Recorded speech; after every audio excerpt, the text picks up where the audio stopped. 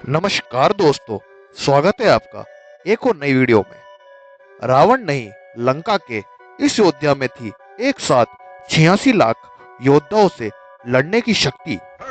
रामायण काल में रावण को बहुत अधिक बलशाली बताया गया है, लेकिन क्या आप जानते हैं लंका के एक ऐसे योद्धा के बारे में जिसमें एक साथ 86 लाख योद्धाओं से लड़ने की शक्ति थी?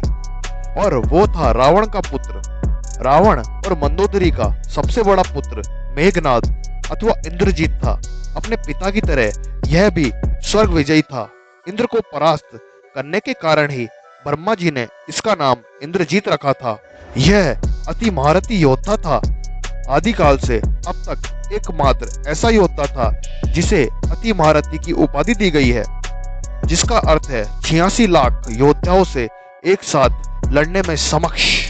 आपको हम बताते हैं कि कौन से 3 अस्त्रों का धारक मेघनाद को कहा जाता था। मेघनाद का नाम रामायण के उन योद्धाओं में लिया जाता है जो कि ब्रह्मांड अस्त्र, वैष्णव अस्त्र तथा पाशुपात अस्त्र के धारक कहे जाते हैं। यह तीनों विनाशकारी अस्त्र मेघनाद के पास मौजूद थे, यानी ब्रह्मा, विष्णु, महेश तीनों के अस्त्र ही मेघनाद के पास मौजूद थे। इंद्रजीत ने इंद्रलोक से ये थे अस्त्र हासिल। मेघनाद ने अपने गुरु शुक्राचार्य के सानिध्य में रहकर त्रिवेदों द्वारा कई अस्त्र शस्त्र एकत्रित किए। उनसे स्वर्ग में देवताओं को हराकर उनके अस्त्र शस्त्र पर भी अधिकार कर लिया था। मेघनाद को मायावी शक्तियां प्राप्त थी।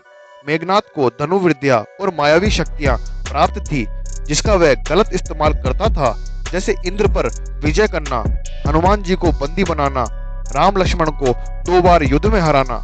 मेघनाद को वरदान मिला था कि उसका वध वही कर सकता है जिसने 12 वर्ष तक नींद और भोजन का परित्याग किया हो और 12 वर्ष ब्रह्मचर्य का पालन किया हो। तो जानते हैं किसने किया मेघनाद का वध?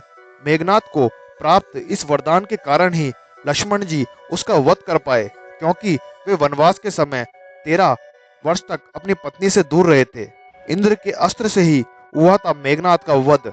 जिस शक्ति से लक्ष्मण जी ने मेघनाद का वध किया उस शक्ति को इंद्रास्त्र कहते हैं। मेघनाद को हराने के लिए इंद्र का अस्त्र ही काम आया था। मेघनाद को कहा गया है अति महारथी योद्धा। इस प्रकार केवल मेघनाद ही एक ऐसा योद्धा था जो देवांश न होने के बावजूद अति महारथी कहा गया है और जिसके पास तीनों महादिव्यास्त्र के साथ साथ यमदंड भी था। अब आप जरा सोचिए कि मेघनाद कितना ही अधिक बलशाली होगा। जब रावण मारा गया था तब सभी ने पूछा था कि रावण को तो आपने मारा गिराया है, लेकिन मेघनाद को कैसे मारा? क्योंकि मेघनाद की शक्ति बहुत ही अधिक बताई गई है।